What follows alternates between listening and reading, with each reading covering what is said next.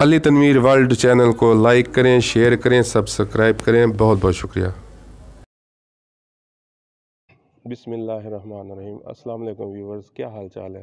آج ہم جدھر بھی جاتے ہیں نا جی، تو بظاہر تو ہم الحمدللہ یعنی کہ ہم مسلمان ہیں، لیکن جو ہے نا ہمارا کافی سارے معاملات جو ہے نا وہ غیر شرعی ہوتے جا رہے ہیں۔ اگر سرکاری دفتروں میں جائیں، جو بڑے بڑے افسر ہیں جی، سب نے جی آٹے میں نمک کے برابر چاندنے کے ہیں، جو مقصد ہے کہ جو اللہ تعالیٰ نے ان کو قلم دیا ہے یا عہدہ دیا ہے، شریعت کے مطابق انہیں وہ کام کرنا چاہیے تھا، عوام کی خدمت کرنی چاہیے تھی، وہ ویسے نہیں ہو رہے۔ بہت سارے ایسے مسائل ہیں جی ہمارے معاشرے میں، دوسرے لفظوں میں کہتے ہیں جی پیسے ویسے لے کر کام کرنے یا یہ وہ، تو وہ اللہ تعالیٰ کی طرف سے کیا وعیدے ہیں جو عذاب ہے، یا اس کے بارے میں تھوڑا بتائیں گے؟ دیکھیں، حدیث پاک میں آقا علیہ الصلوۃ والسلام نے یہ بھی ارشاد فرمایا کہ جو کسی پر رحم نہیں کرتا اس پر بھی رحم نہیں کیا جاتا۔ اللہ تعالیٰ نے ایک نظام عدل بنایا ہے، ایک دن سب نے اللہ کے ہاں پیش ہونا ہے۔ اور میں ایک چیز عرض کروں کہ قرآن پاک میں یہ بھی ارشاد ہوا ہے کہ رضی اللہ عنہم ورضوا عن ذلک لمن خشی ربہ، اللہ ان سے راضی ہوتا ہے جو اللہ سے ڈرتے ہیں۔ اور جن کو اللہ کا خوف ہے، آج بھی یقیناً ہر شعبے میں ایسے لوگ ہیں جن کو اللہ کی پیشی کا خوف ہے، ڈر ہے کہ ہم نے اللہ کے ہاں پیش ہونا ہے۔ میں ایک مثال کے طور پر اکثر دوستوں کو، اپنے مقتدیوں کو، سننے والوں کو یہ کہا کرتا ہوں کہ کتنی طاقت تھی فرعون کے پاس، کہاں ہے وہ طاقت؟ کتنی طاقت تھی شداد کے پاس، کہاں ہیں آج اس کے خزانے؟ کہاں ہیں ان کی شاہیاں، اور کہاں ہیں؟ سب مٹی ہو گئے۔ آج تک اگر چل رہا ہے تو خدا کا نام چل رہا ہے۔ تو لہٰذا جو لوگ اپنے آپ کو آج طاقتور سمجھ کے شاید اپنے آپ کو سب کچھ سمجھتے ہیں، ان کو فَاعْتَبِرُوا يَا أُولِي الْأَبْصَارِ، اے عقل، اللہ فرماتا ہے عقل والو عبرت پکڑو کہ دیکھو کہ ان لوگوں کا جنہوں نے رب کو جھٹلایا اور رب کی تعلیمات کو جھٹلایا، ان کا انجام دیکھو اللہ نے کیا کیا ہے، اور نام لینے والا ان کا باقی کوئی نہیں ہے۔ تو لہٰذا جن کو یہ خوف دل میں ہوگا، یقیناً وہ کسی کی مدد کرنے میں، کسی کے اس میں تردد نہیں کریں گے۔ آج میں بہرحال بڑی پریشانی ہوتی ہے، جس طرح آپ کہہ رہے ہیں، یہ بھی شریعت اسلام کی دوری کی وجہ سے ہے کہ 1 لاکھ روپے تنخواہ لینے والا 10,000 کی مزدوری کرنے والے کو، 10,000 مہینے کمانے والے سے رشوت لے لیتا ہے، اور حضور نے فرمایا راشی جو ہے وہ جہنمی ہے۔ اور آج ہم اپنے چند ٹکوں کے لیے اپنے ایمان کو بھول جاتے ہیں۔ لا الہ الا اللہ محمد رسول اللہ کی یہ وعدہ ہے، عہد ہے کہ ہم زندگی اللہ اور اس کے رسول کے مطابق گزاریں گے۔ آج ہم اس وعدے کو توڑ چکے ہیں، اللہ کو بھول چکے ہیں، اللہ کے رسول کو بھول چکے ہیں۔ مرنے کے بعد سب نے قبر میں جانا ہے، مرنے کے بعد کفن کے سوا کوئی خزانے نہیں ہوں گے، کوئی تجوریاں نہیں ہوں گی، کوئی پیسہ جائیداد نہیں ہوگا۔ اولاد اسی حرام کے رزق سے بعد میں لڑے گی، ہمارے لیے وہی ہوگا جو ہم اللہ اور اس کے رسول کے مطابق زندگی بسر کریں گے۔ اللہ تعالیٰ ہمیں توفیق عطا فرمائے۔ ویورز،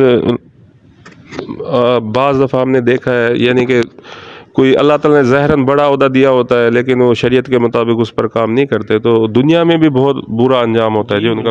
بہت سارے واقعات دیکھ چکے جی۔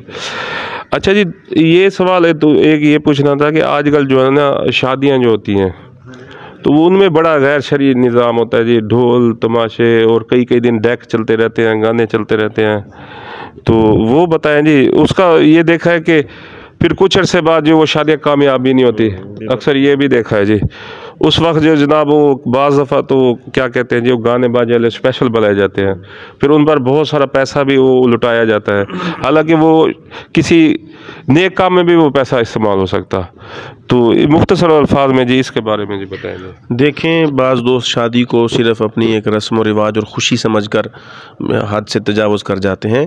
شادی بھی ایک اسلام کا حصہ ہے۔ آقا علیہ الصلوۃ والسلام نے فرمایا نکاح من سنتی فمن رغب عن سنتی فلیس منی، نکاح میرے آقا کی سنت ہے۔ میں اکثر دوستوں سے یہ کہا کرتا ہوں کہ جس خدا نے ہمیں صحت مند اولاد اس قابل دے دی کہ وہ اب شادی ہو رہی ہے، بجائے اس کے شکرانے پر ہم سجدہ کریں، اللہ تیرا شکر ہے تو نے ہمارے بیٹے کو صحت زندگی دیا، دولہا بن رہا ہے، ہم الٹا شیطان کو خوش کرتے ہیں، ہم رب کی نافرمانی کرتے ہیں بےہودگی کی وجہ سے۔ جس طرح بتا رہے ہیں کہ پھر اس کا نتیجہ یہی نکلتا ہے کہ ہمارے شادیاں ناکام ہو جاتی ہیں۔ جس کا آغاز اچھا نہیں ہوگا اس کا انجام بھی اچھا نہیں ہوگا، اور آنے والی نسلوں پر بھی اس کا اچھا اثر نہیں پڑے گا۔ اچھا جی، وہ جو ہے نا احتیاط کرنی چاہیے جی، یہ خوشی کا موقع ہوتا ہے، تو خوشی میں جو ہے نا اللہ کو کوئی ناراضگی اللہ کو کوئی ناراض کرنے والا کام ہمیں نہیں کرنا چاہیے، کوئی غیر شرعی کام نہیں کرنا چاہیے۔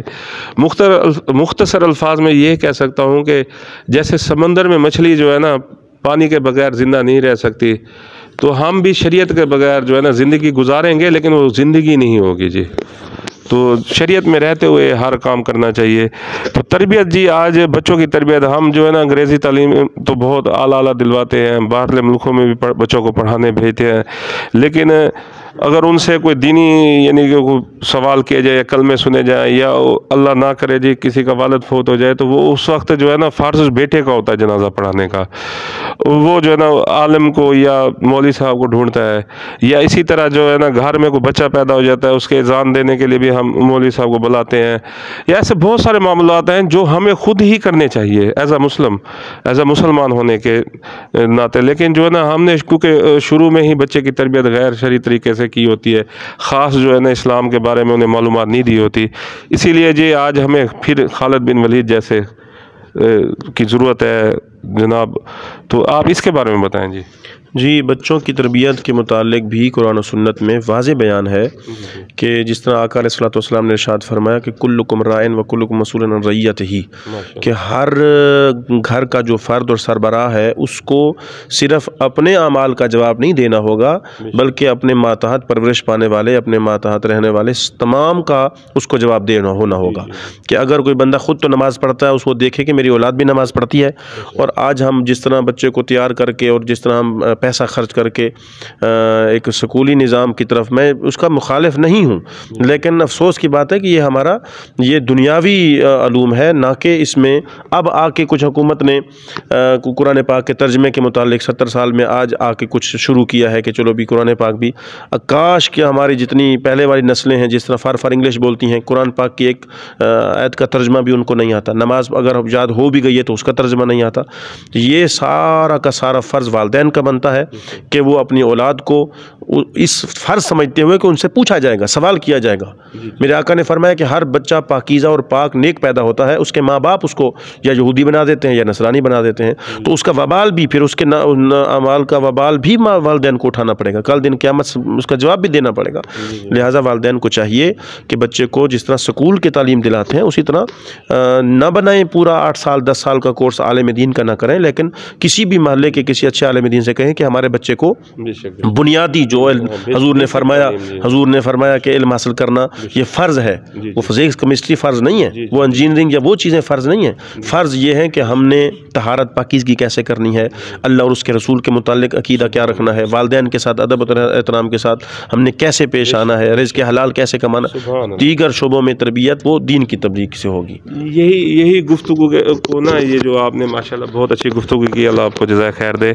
2-4 علامہ اقبال کے شعر اگر آپ کو یاد آتے ہوں، کوئی شعر میں کہہ دیتے تو ذرا ہماری آڈینس جو سن رہی ہے ان کو تھوڑا سا اور مزہ آ جاتا ہے۔ اشعار سے بڑھ کر تو میں نے آقا علیہ الصلوۃ والسلام کی فرامین سے جو ہے آپ کے سامنے عرض کر دیا ہے، اس کا جو نتیجہ اور معال وہ علامہ اقبال رحمۃ اللہ تعالی فرماتے ہیں کہ جس نے بھی آقا علیہ الصلوۃ والسلام کی شریعت سے، جس طرح حضور نے فرمایا کہ لا یؤمن احدکم حتی یکون ہواہ تبعا لما جئت بہ، مستدرک کی حدیث پاک ہے، حضور نے فرمایا کہ بندہ مومن تب ہوتا ہے جب اپنی مرضیاں چھوڑ کے اللہ اور اس کے رسول کی مرضی پہ آ جاتا ہے۔